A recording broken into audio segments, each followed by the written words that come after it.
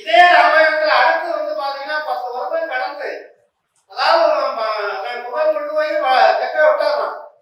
விட்டதுக்கு அப்புறம் வனங்களே இருந்துட்டு ஒரு 10 வருடம் கழிச்சு அகத்தியர்கிட்ட போறார். அகத்தியர் வந்து பஞ்சவடி அடையாளம் காட்டுறாரு. அந்த இடத்துல தங்கிட்டு நிச்சயம் இருக்கிற வருடத்தையும் நீ கழிச்சுட்டு சந்தோஷமா அயோத்திக்கு போகலான்னு காட்டுறாரு.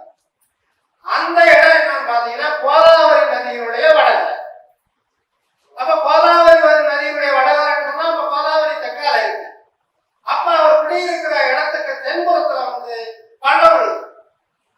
அப்ப பள்ளம் விழுந்ததுனால அந்த இடம் தான் தீய சக்தியை உள்ள வரவழைக்குங்கிறாங்க. தெற்க வந்து பள்ளம் இருந்தாவோ, ஆறு இருந்தாவோ, குளம் இருந்தாவோ, அல்லது கேணியை போட்டோம்னாவோ, அல்லது கோவிலை தோண்டணும்னாவோ அந்த வீட்டுல வந்து நிம்மதி இருக்காது. தீய சக்தியை உள்ள கொஞ்சம் அழைக்கும். எந்த தீய சக்தி உள்ள வந்துச்சு? தூர்ப்பனாக அவர் ஆட்சி வானத்துல பறந்து போறார். அவர் போகும்போது அந்த நதிக்கரையில ஒரு தடம் தெரியும். அந்த தடத்தை பார்க்கிறார். ஆனா இல்லைன்னா நல்ல அம்ச சக்கரமெல்லாம் இருக்கு, அற்புதமான ஆளா இருப்பான், இவனைதான் கல்யாணம் பண்ணி நம்ம வாழணும்ட்டு வானத்துல பறந்து போற அந்த தீய சக்தி இறக்கி அந்த ஆசிரமத்துல வந்து அந்த கதையெல்லாம் எல்லாம் நண்பர்கள் தெரியாதவங்க இருக்க முடியாது. அவன் மூலமா தான் அத்தனை கதையும் நடந்துச்சு. மாரிசன் பெருமான் வேதம் போட்டான், முத போலிச்சாமியார் வேதம் போட்டாங்க. ராவணன் எத்தனை சீக்கிரம் நடந்துச்சு. சீதாமாவை தூக்கிட்டு போயாச்சு. இவர் தற்கொலை பண்ணவே போனாரு. ராமர் வந்து இனிமேல நான் அயோத்திக்கு போக மாட்டேன், லட்சுமணா நீ திரும்பி போய் ராஜ்யத்தை பாரு, நான் என் மனைவியை இழந்துட்டு நான் இனிமேல் திரும்பி வந்தா எனக்கு தாக்க முடியாத அவமானம், நான் இறந்த அந்த இடத்துல இல்லை. ஆக நான் எதுக்கு இதை பதிவு வைக்கிறேன்னு சொன்னா இடத்தேர்வு ரொம்ப முக்கியம். இது நமக்கு வந்து சான்று. ஏன்னா இந்த பட்டிமன்றங்கள்ல பேசுறவங்க, சினிமாக்கள்ல பேசுறவங்க எல்லாம் நம்ம வாக்கு தாக்கத்தை ரொம்ப நக்கல் அடிப்பாங்க. பார்த்துக்கலாம். நீங்க பட்டிமன்றத்தில் அந்த மோகனசுந்தரம்னு ஒரு புலவர் அருமையாக கேட்டுக்கிட்டு இருப்பேன் அந்த பேச்செல்லாம். அவரு நம்ம வாக்கு சாஸ்திரிகளை பத்தி அவ்வளவு கேவலமா பேசுறாரு. அதுக்காக வந்து வாக்கு சாஸ்திரத்தை போய் நினைக்கணும். வாக்கு சாஸ்திரம் நிறைய வந்து பதிவா இருக்கு நம்முடைய சங்க நூல்கள்ல, ராமாயணம், மகாபாரதம் போன்ற இதிகாசங்கள்ல, வேதங்கள்ல, வேதாந்தங்கள்ல எல்லாத்தையும் நம்முடைய வாக்கு சாஸ்திரத்தை பற்றிய குறிப்புகள் நிறைய வருது. வருஷத்துக்கு முன்னாலே வருது. இளங்கோவடிகள் எழுதுறாங்க. பூம்புகார் சோழருடைய அந்த அரண்மனையில முன்னால இருக்கிற அந்த சபா மண்டபங்கள் அதை சொல்ற போது சொல்றாரு, மானி வேலி வஜ்ர நன்னாட்டு கோன் இறை தந்த கொற்ற பந்தர், மகத நன்னாட்டு வாழ்வாய் வேந்தன், மகத நன்னாட்டு வாழ்வாய் வேந்தன் பகைக்கு கொடுத்த பட்டி மண்டபம், அடுத்து அவந்தி வேந்தன் உவந்தனன் தந்த நிபந்தோங்கு மரபின் தோரண வாயும் பொன்னினும் மணியினும் புனைந்தன ஆயினும் நுண்வினை கம்மியர் காணா மரபினர்.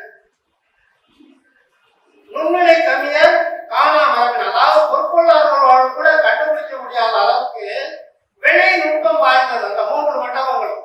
அது யாரு கொடுத்ததுன்னு சொன்னா வஜ்ர நாட்டு, வடநாட்டுல வஜ்ர நாட்டு மன்னன், இன்னொருத்த வந்து அவந்தி நாட்டு மன்னன், இன்னொருத்த வந்து மகத நாட்டு மன்னன். இது போல வடக்க வந்து நம்மளுடைய பூம்புகார் சோழன் போய் வெற்றி கண்டு அவங்க வந்து கப்பமா கட்டி இங்க வந்து அமைச்சு கொடுத்தது. அதை அந்த மன்னர்களுக்கு எப்படி கிடைச்சதுங்கிறத சொல்றாரு. உயர்நீங்கு சிறப்பின் அவர் கொண்டோர் உதவிக்கு மயம் விதித்து கொடுத்த மரபின.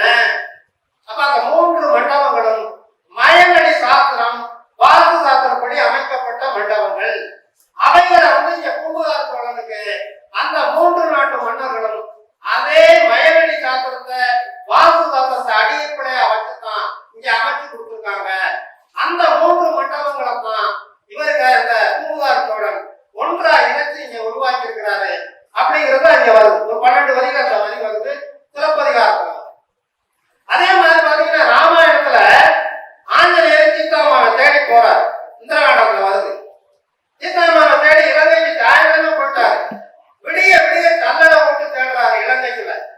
சீதாமாவை எங்கேயுமே கண்டுபிடிக்க முடியல. கடைசியா வந்து விடிய போற நேரம் துக்கம் துயரம் தாங்க முடியாம எப்படி திரும்பி போறது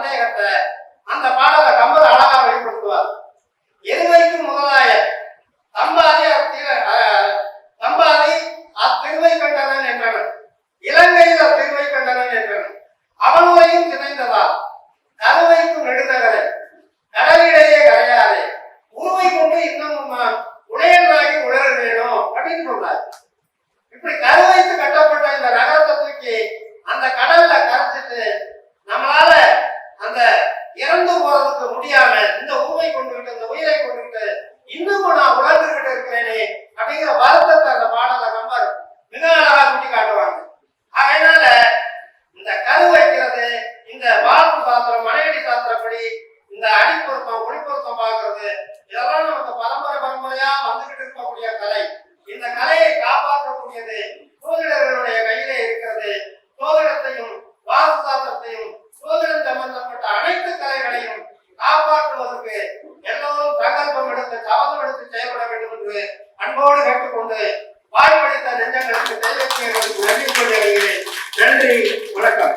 வெற்றிலை பிரசனம் ஆன்லைன் வகுப்பு. விருதுநகர் சுதர்ஷன் அஸ்ட்ராலஜி ரெமடிஸ் நடத்தும் வெற்றிலை பிரசனம் ஆன்லைன் வகுப்பு. பயிற்சி கட்டணம் ரூபாய் 2005. பயிற்சி ஆசிரியர் ஸ்ரீல ஸ்ரீ ஜாம்பவான் சுவாமிகள் நடத்துவார்கள். இந்த வெற்றிலை பிரசனம் மூலமாக நம் முன்னோர்களின் குலதெய்வத்தை கண்டுபிடித்தல், கடன் பிரச்சனை, சொத்து பிரச்சனை, மன சங்கடங்கள் தீர்க்கும் வழி, கோர்ட் கேஸ் வழக்கில் இருந்து விடுபட அனைத்து விதமான பிரச்சனைகள் தீர்வதற்கு இந்த வெற்றிலை பிரசனம் மூலம் தெரிந்து கொள்ளலாம். தொடர்புக்கு சுதர்ஷன் அஸ்ட்ராலஜி ரெமடிஸ், இலக்கம் 6/894/5, பேராளி ரோடு, கருப்பசாமி நகர், ரயில்வே காலனி அருகில், Virudhunagar. Cell number 9345031553. GPay number 9952121385.